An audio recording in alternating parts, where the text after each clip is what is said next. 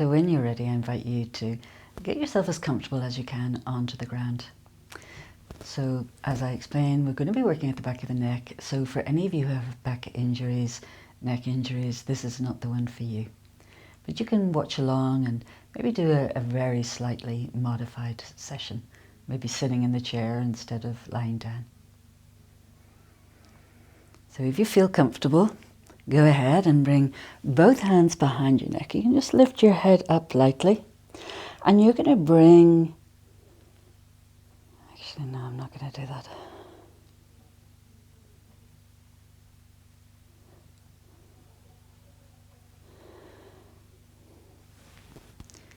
So for this session, come and take your hands behind your neck and just feel the neck muscles, and just let your fingers walk up and down them.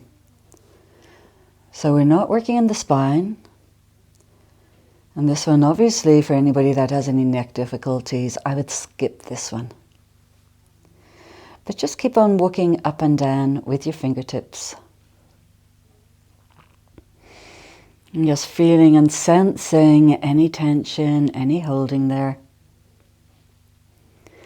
And then could you bring your fingertips, just bring them to into the cranial base itself.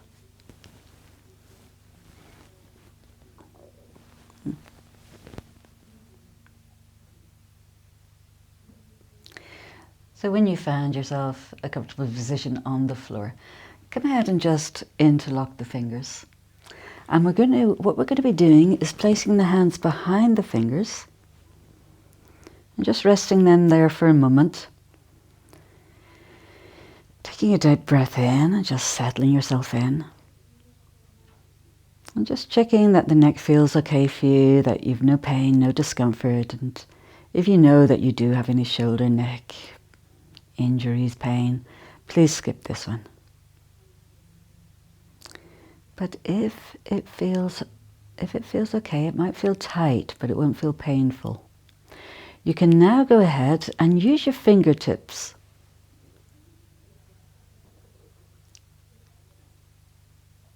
so if it feels comfortable with no pain, no strain, no alarm bells kind of going off no matter how slight they are, go ahead and bring your attention into your thumbs. And you're going to slide your thumbs down a little bit until you can feel them just moving past the bone of the skull. And this is what's known as the cranial base. And then when you found that kind of junction, just at the very base of the skull itself, what I'd like you to do is with the thumb pads, is just lightly feel you're pushing upwards. And as you push upwards, you feel the neck lengthening ever so lightly. And just doing that a couple of times, maybe about 5 times. Feel that light lift of the head as you raise and lift the skull bones. Good. And then following your cranial base, that hard bone, could you now bring your thumbs into a new place and still doing the very same movement. Just that slight push of the thumbs in, it lifts the head a little bit, then we release it down. And as you release it down, you might like to now begin to bring the chin down towards the chest. And then bring it back to neutral, to its starting position. Use the fingers now to move along that cranial base and still doing that little lifting and lengthening of the neck. Yeah. And as your fingers now come in behind the ears, you're really beginning to access that point where the cranial nerves exits the skull. Right behind the ears, still in that soft flesh. And then moving back towards the center of the skull where you started. Still with the pushing of the thumbs upwards so the head lifts. And then working your way back out behind the ear, accessing that vagus nerve again. Yeah. And then keeping your fingers behind your ear. And when you'll know that you're in the right place is there's a kind of a bony prominence just before the ears themselves. Just stay to the other side of the bone, so not the ear side. And just stay there. And now this time, once again, pushing a little bit more directly into the thumbs. Keeping the push into the thumbs as you bring the chin a little bit up towards the ceiling and then back down. And just doing that 4 or 5 times. Keeping the pressure of the thumbs there. You're just lightly massaging the muscles, massaging the nerves in this whole area. Good. Now could you slide your fingers down away from the bone and along that line of muscle as you continue to push down with the thumb and bring the chin up towards the ceiling. And you're going to feel that sense of slightly lifting the head away from the neck, elongating it in a nice way. Good. Slide the thumbs down. So the thumbs now will be at their longest length. They won't be able to go any further without you moving your interlocked hands. So once again, feel the pressure into the muscles. And this time, we're going to bring the chin down towards the chest and back up again. Yeah.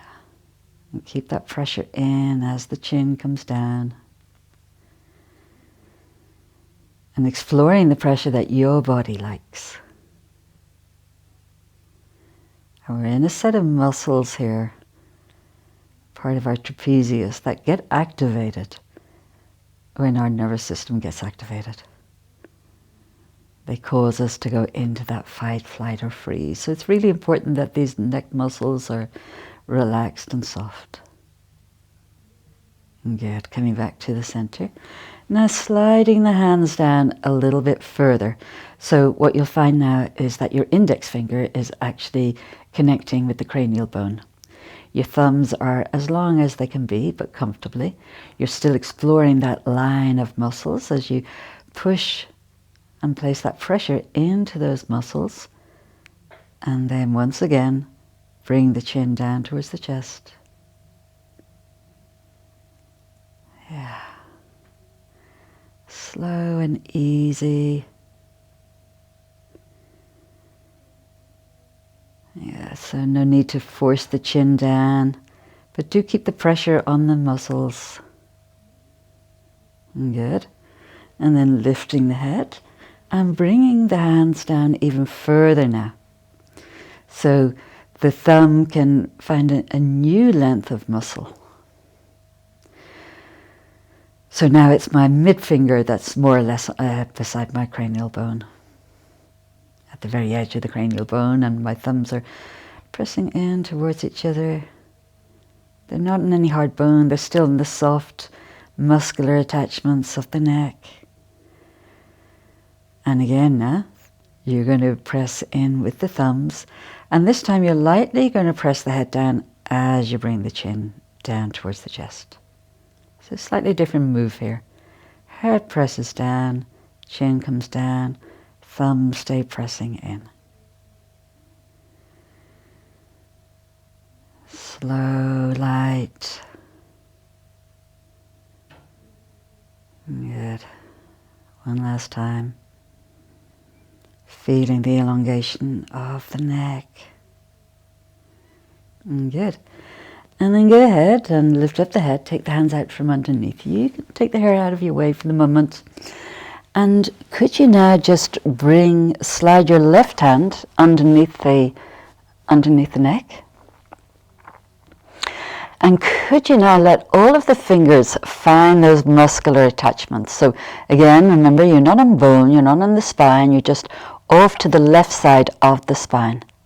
And now all of the fingers are going to be pressing into that long bone there, or sorry, that long muscle there. Yeah, and keeping them pressed in. Could you just bring the chin down towards the chest? And then a little bit up towards the ceiling and just rocking back and forth like that. Simple and easy. Good. And then let's change over sides. So my right hand goes behind. It's up towards the ceiling and it's grabbing hold of the other side of the muscles. So now it's grabbing hold of the left side of the muscles. And again, just that gentle pressing in as my chin comes down. And as you get used to that movement, and if there's no pressure, no unease there, you could actually just begin to bring the chin around in a little circular movement.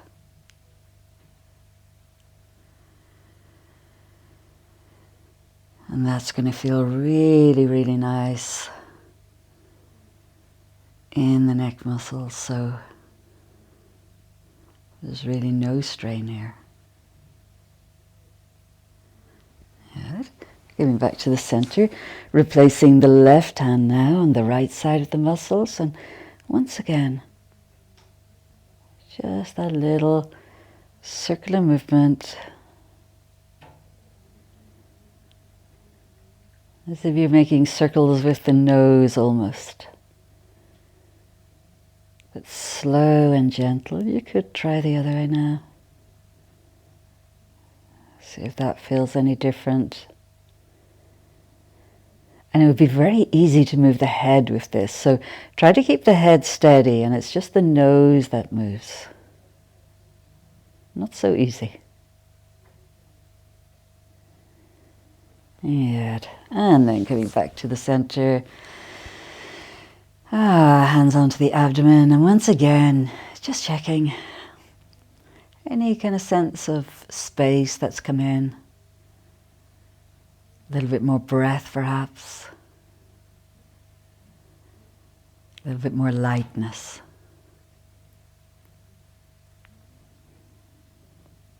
And if you've enjoyed this practice, just knowing every time you come back to it, it's going to get easier, more effective.